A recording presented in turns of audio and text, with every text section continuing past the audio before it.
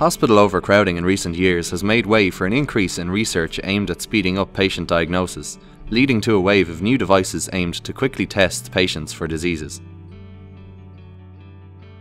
To understand these new devices, first we must look at the basics. Your body is full of blood vessels pumping many millions of cells around your body in a minute, like your red blood cells. But what you may not know is that also floating around in there are cells we call antibodies, which are your body's own little diagnostic devices.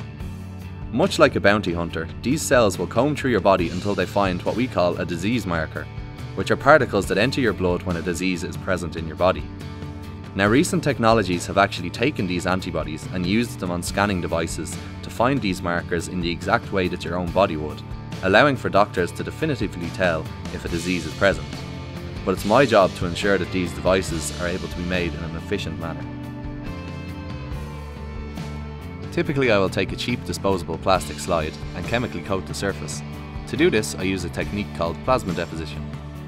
Plasma systems, although you may not have heard of them, are the key technology used in creating computer chips, but I'm sure almost everyone has played with one of the small plasma balls as a child. What I would do typically is to take a few small chemicals and inject them into the plasma, which will then allow them to break down and reform on the surface of our slides.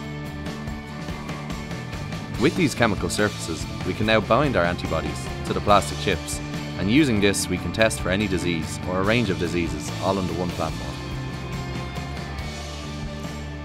In the future, we hope to use our slides with small detection devices that require only a single drop of blood to give the doctor an accurate diagnosis. Thank you for listening.